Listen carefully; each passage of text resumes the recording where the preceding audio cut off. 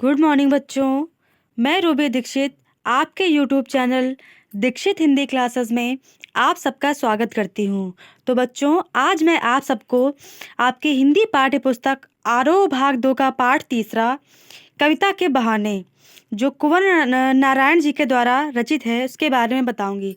तो बच्चों, अगर मेरा वीडियो आपको पसंद आए तो प्लीज़ लाइक, शेयर और सब्सक्राइब ज़रूर करिएगा। तो आइए सीखते हैं पाठ कविता के बहाने। कविता एक उड़ान है चिड़िया के बहाने, कविता की उड़ान भला चिड़िया क्या जाने। कवि कहना चाहता है कि कविता कल्पना की उड़ान है।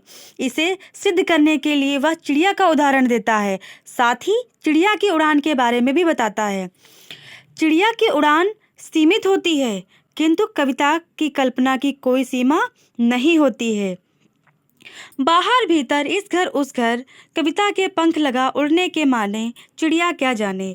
चिड़िया घर के अंदर बाहर या एक घर से दूसरे घर तक उड़ती है, परंतु कविता की उड़ान व्यापक होती है। कवि के भावों की कोई सीमा नहीं होती है। कविता घर घर की कहानी कहती है। वह पंख लगाकर हर जगह उड़ सकती है। उसकी उड़ान चिड़िया की उड़ान से कहीं ज्यादा आगे है। कविता एक खिलना है फूलों के बहाने। कवि कहना चाहता है कि कविता की रचना फूलों के बहाने से हो सकती है। फूलों को देखकर कवि का मन प्रफुल्लित होता है। उसके मन में कविता फूल की भांति विकसित होने लगती है, यानी खिलने लगती है।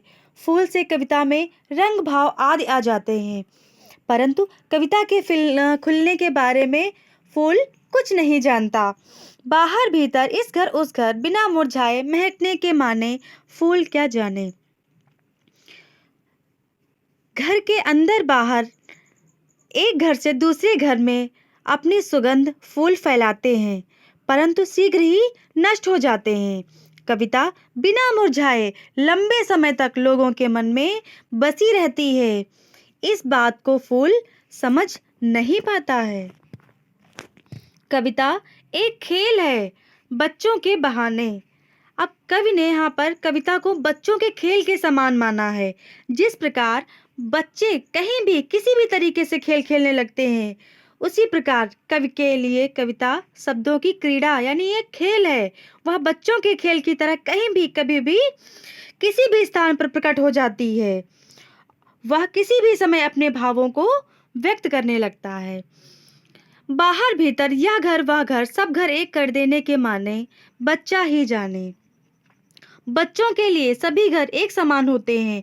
वे खेलते समय अपने पराये का भेद नहीं करते हैं। इसी तरह कवि अपने शब्दों से आंतरिक व बाहरिक संसार के मनोभावों को रूप प्रदान करता है। वह बच्चों की तरह बेपरवाह है। कविता पर कोई बंधन लागू नहीं होता है।